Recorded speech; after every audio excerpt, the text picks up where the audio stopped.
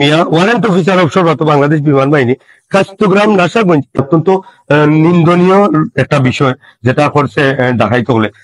আপনারা ভিডিওটা যারা দেখরা অবশ্যই শেয়ার করবা এবং আমি সবরে অনুরোধ করবো আপনারা আপনারা নিজ অবস্থান থেকে সতর্কতা অবলম্বন করবা, যাতে এই যে ঘটনাটা গতকালকে রাত্রে আমরা বাংলাদেশ বিমান বাহিনীর অবসরপ্রাপ্ত ওয়ারেন্ট অফিসার তমজিদ আলী ওরফে হারুমিয়া সাহেবের বাড়ির এই ঘটনা ঘটছে, যাতে এই ঘটনার পুনরাবৃত্তি আর না ঘটে, যাতে এই ঘটনাটা আর কোনো বাড়ি না ঘটে, এর লাগে আপনারা সবাই সতর্কতার লাগে আপনারা অবশ্যই আসলে এই যে ঘটনা হয়েছে আসলে শারীরিক মানসিক অবস্থা অবশ্যই খারাপ থাকার কথা, কারণ এই ধরনের ঘটনা কিন্তু আমরা বৃহত্তর অঞ্চল গোলাপগঞ্জ থানার ভিতরে কিন্তু আমার মনে হয় না 10-15 বছরের ভিতরে আমরা এরকম কোন কাণ্ড দেখেছি, আমার মনে হয় না।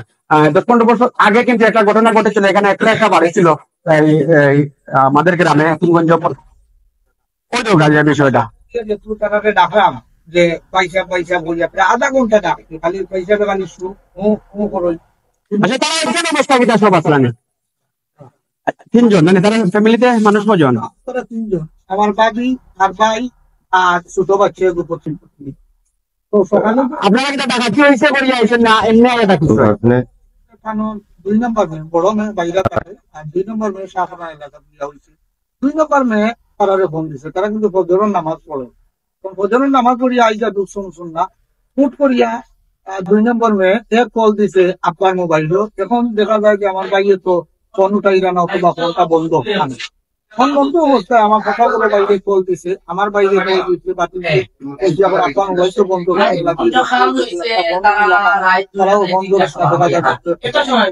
আমার কোনো ভাই আইছে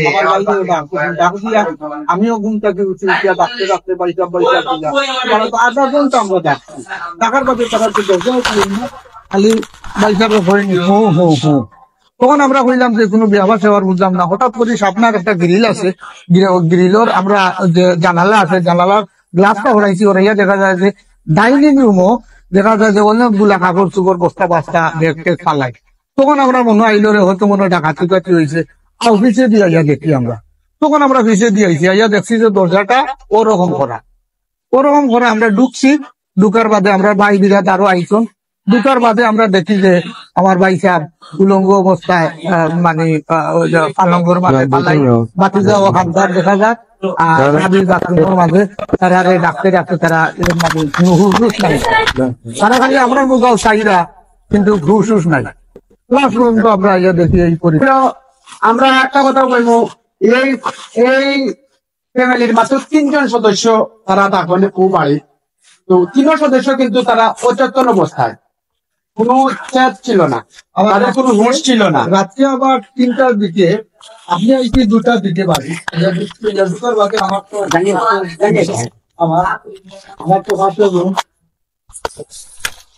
রাত্রে আমি আবার কালকে রাত্রে আমি 2টার দিকে আইছি বাড়ির, আমার বাদে দেখা গেছে যে হুট করি আমি একটা শব্দ পাইছি, শব্দ হওয়ার লগে আমার ফায়ার গ্লাস আছে বাথরুমের, আমি মনে করছি যে আমার মা বাথরুমে গেছেন।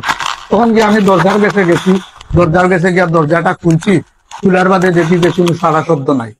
তখন গিয়ে আমি আবার আইয়া ঘুমাই গেছি, ঘুমানির পরে আমার তো পাশের রুম আছে আমার ওখানে, তখন আমি একটা গুট শব্দ পাইছি। তো গেছে কালকে তো আমরা ওখানে একটা গানের অনুষ্ঠান হয়েছে, আমি মনে করছি যে হয়তো মনে হয় আইজো গানের কোনো অনুষ্ঠান হর, এর লাগি আমার আর ঘুমও লাগছে না, হজরের আগ পর্যন্ত খালি ওলা গুট শব্দ পাইলাম।